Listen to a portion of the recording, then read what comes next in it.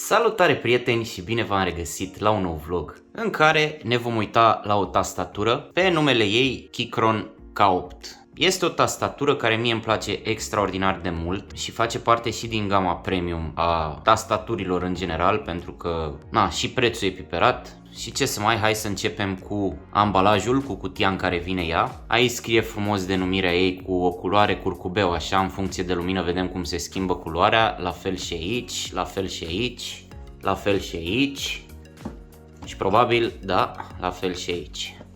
Aici pe fața cutiei un overview așa la cum arată tastatura, dar o vom vedea bineînțeles imediat. Și hai să vedem pe spate, mai degrabă da, asta este, așa arată, Keychron K8. TKL Layout, Dual Compatibility, adică vine cu keycaps-uri compatibile și customizate pentru Windows și macOS. Conexiune wireless sau prin fir.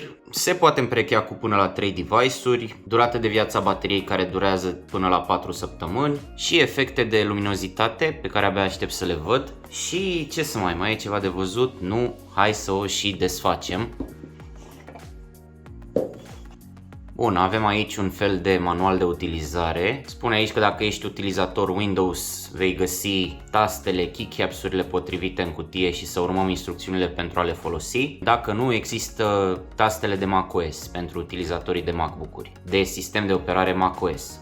Chestia asta era scrisă și pe cutie, ok, și dacă ne întoarcem, vedem așa. În primul rând, numărul 1, conectare Bluetooth. Și vedem aici că avem pe lateralul tastaturii un buton prin care putem face switch-uri ori la Bluetooth, ori la conectare prin cablu. Iar aici este și explicația, să apeși F1 și 1 pentru împerechiere timp de 4 secunde. La punctul 2 îți arată că se conectează prin cablu și zice ei să faci switch la cablu. La punctul 3 arată efectele de lumini. La punctul 4 sunt multimedia keys-urile. La punctul 5 ceva legat de auto sleep mode. La punctul 6 ceva legat de remap keys-uri. Punctul 7 turn off the backlight și la punctul 8 descrie cum poți activa Siri sau Cortana. Bun, și hai să o vedem că prea mult am vorbit despre ea. Avem buretele ăsta așa frumos care vine peste și cam așa se prezintă ea. Aici în lateral avem încărcătorul și în același timp firul prin care putem conecta tastatura la un device,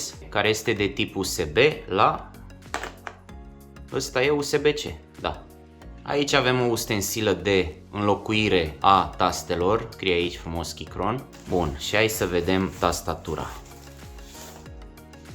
Înainte de a o vedea, avem alte tipuri de instrucțiuni, unde ne putem uita în caz că ne rătăcim. Și aici avem taste de schimb și în sfârșit suntem pregătiți să scoatem tastatura. Vine în săculețul ăsta al ei frumos așa, de un material foarte fin la atingere. Dăm la o parte protecția asta și asta este tastatura Keychron K8. La prima vedere și la prima atingere pot să spun că este destul de grea, destul de solidă, pentru că partea asta e din aluminiu, rama, iar pe spate ăsta e un plastic extrem de solid, ceea ce o face, da, să fie destul de greuță.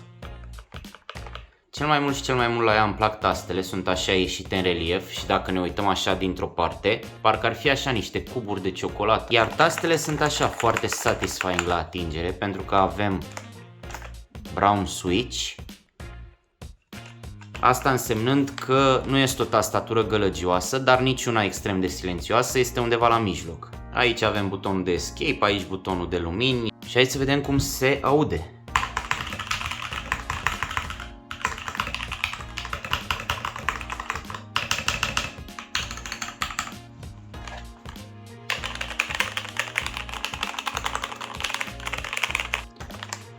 Bun, pe spate avem piciorușele care sunt în două trepte, adică treapta 1 este asta, cea mai mare treaptă, dar mai e și o treaptă secundară, să zic așa. E o chestie foarte mică aici, uite așa, se dau pac și pac și se ridică doar piciorușele mici. Dacă vreau să le ridic și pe cele mari, vin așa, pac și se completează.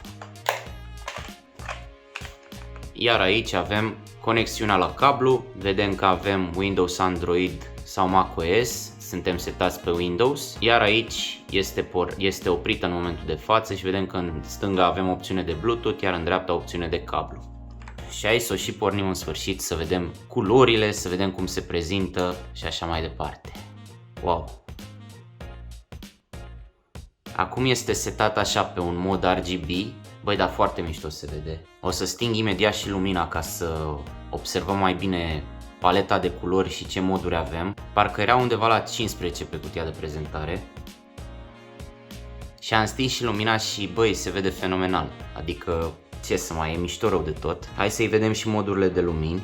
De aici pot să dau luminozitatea mai puternică sau mai joasă până se închide.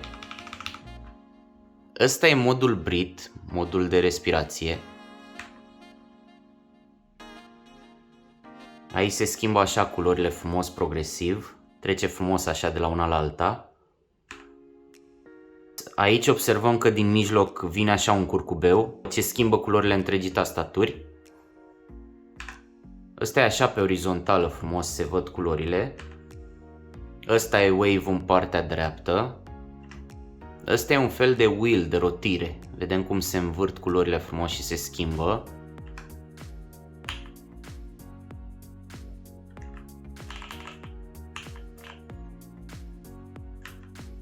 Ăsta merge așa pe orizontală, de sus până jos, de la stânga la dreapta. Ăsta e un fel de zigzag. Ce mișto se vede. Ăsta vine așa oblic în trepte. Nebunie, ca la concert, așa frumos. E, și ăsta e staticul probabil, că a rămas așa. Ăsta e modul random, așa când se aprind unele și se sting altele, frumos, nu știi pe unde apar. Ăsta e modul Starlight, din ce știu eu de la alte tastaturi, așa e denumit acolo, probabil și aici putem să-l denumim la fel. Tot așa se aprind ele random și e o nebunie întreagă aici. Și cred că ne-am întors de unde am plecat. Cred că cu asta am pornit. N-am numărat sincer dacă sunt 15 moduri, dar au fost destul de multe. Bun, și cam atât în mare despre tastatura Keychron K8. O tastatură ce mie îmi place extraordinar de mult. Calitatea, bineînțeles, e la locul ei, totul e premium. Bine, și prețul e premium, ca să zic așa. Tastatura asta e undeva la 550 de lei. Deci nu e o tastatură ieftină. Bine, nu e nici din gama aia super scumpă, dar clar, nu e nici ieftină. E și una peste alta, cam atât despre ea. Nu uitați, dacă v-a plăcut, să vă abonați, să dați like, share, subscribe și ne revedem în celălalt. Pa, pa!